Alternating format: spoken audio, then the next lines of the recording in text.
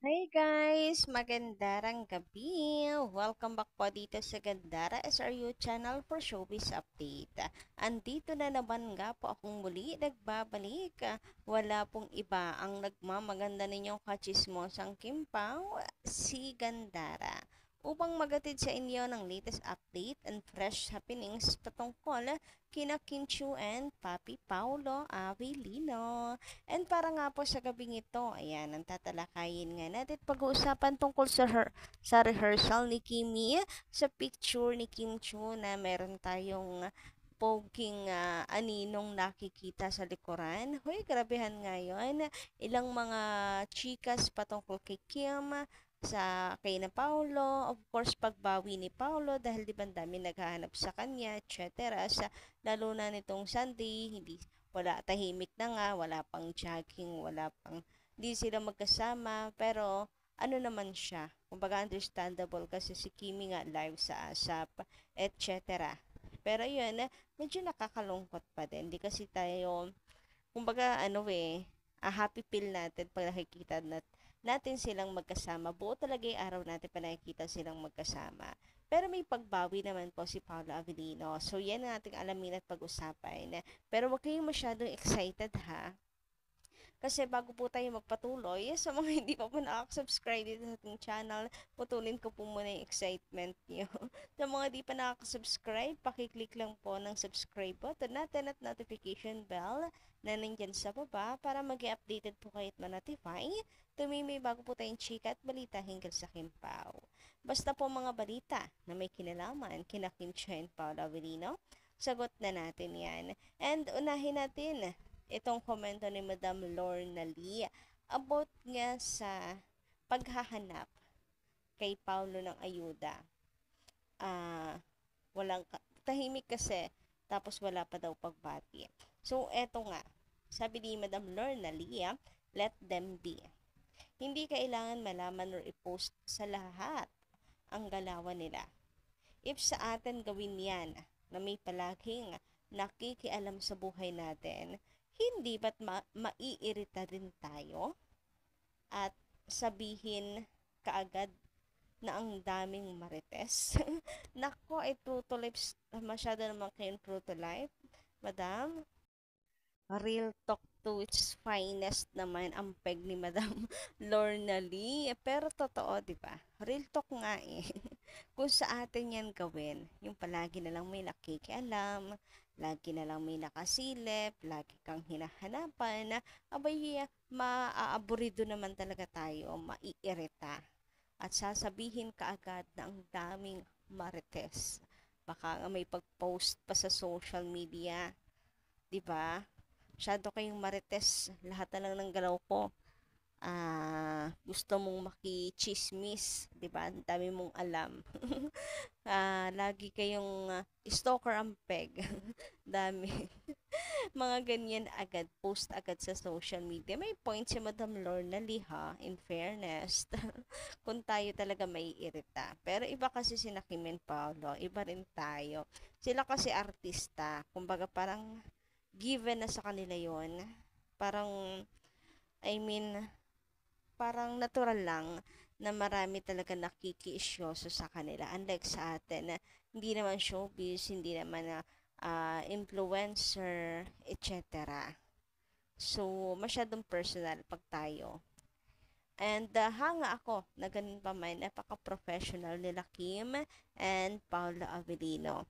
So, ang ginagawa na lang nila is mag-lie low, mag-private, and ayan, naway unawain din daw po natin sila. Nag-give them space naman kahit ilang araw lang.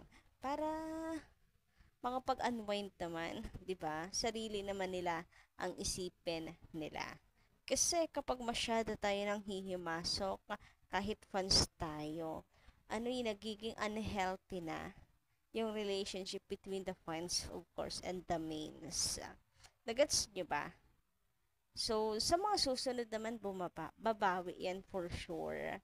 Bigyan lang natin ng konting space. And eto na nga sa update natin, may pagbawi si Paula Avellino. O, di ba?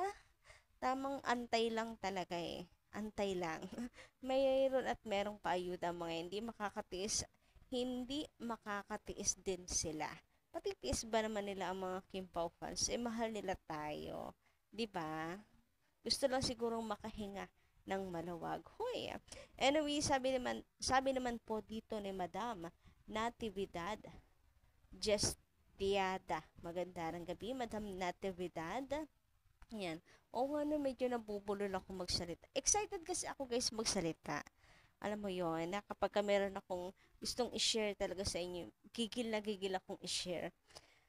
Ang bilis kong magsalita to the point na kakanda bulol-bulol. Dagdagan pa na minsan yung iba syempre mahaba yung comment, so kinakailangan talaga natin i-zoom. So anyway, sa pagpapatuloy, sabi ni Madam Natividad, pag nawala ang Kimpaw, baka mawala na rin ako ng gana sa showbiz. Sa kanila lang ako o kami natutuwa at nawiwili sa showbiz balita.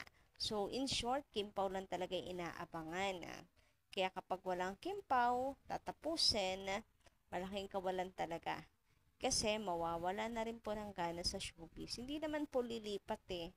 Okay, dito naman ako kasi wala na yung Kimpaw. Hindi naman ganun eh. Hindi naman parang ano lang, damit na mabilis ng paltan. Hindi naman siya ganun. And yes, marami pong ganyan na talagang mawawalan po ng gana. Sino ang isa dito? Say present. Huwag pinag-present. Anyway, para sa sentro nga ng ating balita ngayong gabing ito, so eto nga sa picture nito ni Kim Chu, ito yung mainit pong pinag-uusapan sa SOCMED. Yes, dahil malilinaw ang mata ng ating mga admins, malilinaw ang mga mata ng ating mga seniors pagdating sa Kimpaw. Hoy, grabehan talaga yon ah. Kahit nakakubli-kubli na talaga ay napapansin po. Siguro, kahit kung may malaglag pag may nalaglag na balahibo or buhok ni Pau sa bag ni Kim, mapapansin eh. Grabe, apaka-OA. Pero yes, yan. Sa picture kasi na to, alam naman nating walang Paolo Avellino sa ASAP. Hindi siya kasama kasi mag-isa lang siyang nag-jogging or running. Pero ano itech? May pasapatos. May pasombrelo sa larawang ito. Ano ang ibig sabihin niyan? Sabihin niyo sa akin, ipaliwanag niyo sa akin. Charot. 'Di ba? Naghahanap mga fans ng update naghahanap ang mga fans ng ayuda. Pero bokya dahil nga mag-isa lang, kumbaga ay hiwalay muna sila kasi live si Kimi sa ASAP. Pero hindi naman pala tayo bokya kasi sa rehearsal ni Kimi present naman si Pao. Kung hindi man ito, kasi iba yung suot dito ni Kim Chu eh. Iba yung suot niya dito kaysa dito. Dito naka-black dito si Kimi eh. So ito nung Sunday morning to sa rehearsal niya. Pero dito, hindi, naka-sweater si Kim Chu. So siguro po ay rehearsal to nung mga nakaraan pa ni Kimi na late upload, etc. Ganyan. Pero, ayun, kasama naman niya si Paolo Avellino po. Kasama niya si Pau. Sinasamahan siya ni Paolo Avellino. Ika naman ni Paolo, naku, delikado na naman yung gagawin mong performance. Mabantayan ka nga. Pasaway ka talaga, Kimberly. Grabe nga naman yon. Pero yes, di ba pati naman mga fan seniors natin ay talagang kinakabahan lagi kay Kim pag may performance. Ganyan, may paagaw buhay performance na naman sa ASAP. Kabado malala talaga. So, siguro kaya sinamahan ni Paolo Charota. So, ang pinakapunto natin dito ay wala man, hindi man kasama ni Kimi or ni Pau si Kim sa pagra-running, bokya man tayo ng Sunday, pero bawing-bawi naman dahil may pahabol na ayuda yan. Hindi man sila magkasama nga nung Sunday morning na yan sa pag-jogging, sinamahan naman siya ni Paolo Avellino sa mga rehearsals niya before the ASAP. Diba? So, ito ito yung damit ni Kim mo, rehearsal with the, with the Pure Energy Gabi. Gary, anong Gabi? Gary B. Pero po pwede rin nung Sunday morning din talaga to.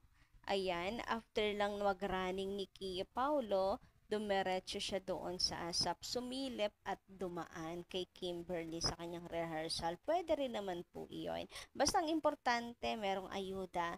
Nandyan, nakikita nating may bakas ni Paulo Avelina sa picture, di ba? Anyway, kayo, anong inyong masisay patungkol dito? Paulo Avelina na Paulo Avelina, di ba? From the cup, shoes, tapos mukhang naka all black, kahit reflection, hindi makakawala sa Kim Pao fans talaga. So, for me, it's Paulo Avelino, sa pananamit, Paulo Avelino. Kayo po, anong guest ninyo?